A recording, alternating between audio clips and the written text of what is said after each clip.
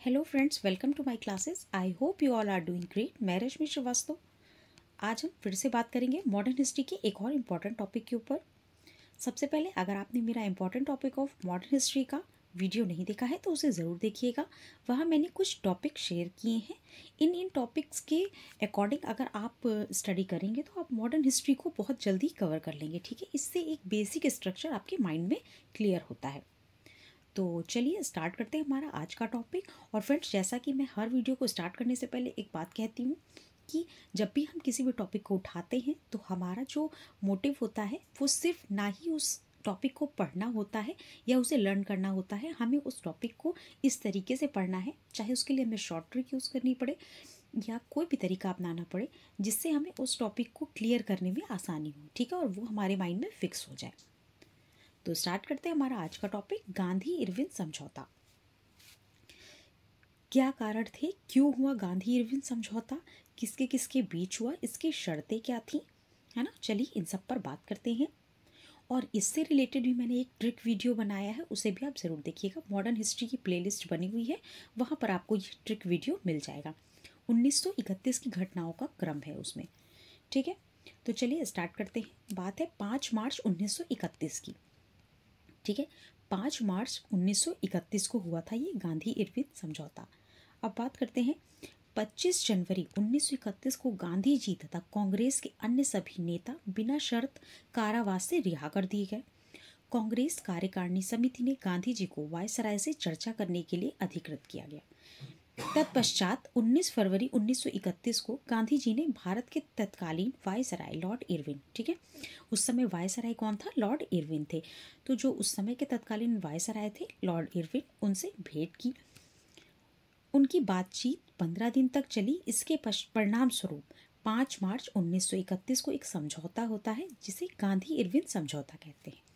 अब आपसे क्वेश्चन पूछा जाता है दिल्ली समझौता किसे कहते हैं। ठीक है, तो ये हुआ था दिल्ली में। ठीक, 5 मार्च 1931 को दिल्ली में एक समझौता होता है गांधी और इरविन के बीच, उसी को दिल्ली समझौता कहते हैं। और इसमें आपको डिटेल में ज़्यादा नहीं पूछता है, इससे आपको जब भी एग्जाम में पूछेगा या तो फिर डेट्स दे दी जाएंगी, ईयर दिए जाएंगे और घटनाएं दी जाएंगी, उनका क्रम मिलाने को देंगे, है ना, ईयर के साथ, या फिर उसकी डेट पूछ ली जाएगी, या फिर आपसे पूछेगा दिल्ली समझौता के नाम से किसे जानते हैं। तो इस तरीके से आपको याद रखना है, इसका एक और नाम है। हाँ, तो 5 मार्च 1931 को ये समझौता हुआ था। अब देखिए इस समझौते में हुआ क्या था। अब समझौता हुआ है तो कुछ शर्तें रखी गई होंगी, कुछ बात कही थी। लॉर्ड इरविन इस बात पर सहमत हुए थे कि जो हिंसात्मक अपराधियों के अतिरिक्त सभी जितने राजनीतिक कैदी हैं उनको छोड़ दिया जाएगा। ठीक है, उसके बाद इन्होंने एक और बात कही थी कि जो मदिरा, अफीम और विदेशी वस्तुओं की दुकानें हैं उनमें शांतिपूर्ण विरोध प्रदर्शन की आज्ञा दी जाएगी। आपातकालीन अध्यादेशों को वापस ले लिया जाएगा। किंतु वायसराय ने गांधी जी की निम्न 2 मांगे अस्वीकार कर दी थी। कौन सी थी वो मांगे? पुलिस जातियों की जांच कराई जाए तथा भगत सिंह और उनके साथियों को फांसी की सजा माफ की जाए। ठीक है, कांग्रेस की ओर से गांधी जी ने आश्वासन दिया कि सविनय अवज्ञा आंदोलन स्थापित कर दिया जाएगा तथा कांग्रेस जो दूसरा गोलमेज सम्मेलन है इस शर्त पर भाग लेगी कि सम्मेलन में संवैधानिक प्रश्नों के मुद्दे पर विचार करते समय परिसंघ, भारतीय उत्तरदायित्व तथा भारतीय हितों के संरक्षण की जो सुरक्षा है उसके लिए मुद्दे पर विचार किया जाएगा। तो इस तरीके से गांधी और इरविन के बीच कुछ समझौते हुए। अब देखिए इसमें जो आपको लर्न करना है वो मैंने आपको बताया। गांधी इरविन समझौता का दूसरा नाम क्या है? दिल्ली समझौता, है ना। कब हुआ? 1931 को। डेट पूछता है 5 मार्च की। अब इसमें एक और इम्पोर्टेंट पूछी जाती है चीज़, वो है क्या? इस समझौते में कांग्रेस की स्थिति को सरकार के बराबर कर दिया था। मतलब अब बात क्या कही जा रही है इसको समझते हैं।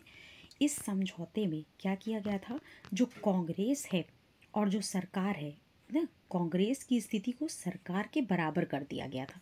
ठीक है, तो ये चीज़ आपको इसमें याद रखनी है। क्वेश्चन आपसे पूछेगा किस घटना में कांग्रेस और सरकार की स्थिति को बराबर कर दिया गया था, तो गांधी इरविन समझौते में ये किया गया था। ठीक है,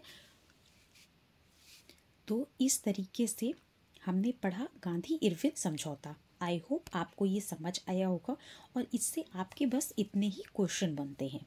ठीक है, इससे ज़्यादा इससे आपसे नहीं पूछा जाएगा इस टॉपिक से। तो चलिए, आज मुझे आशा है कि आपको ये समझ में आया होगा। मिलते हैं नेक्स्ट वीडियो में, तब तक के लिए टेक केयर।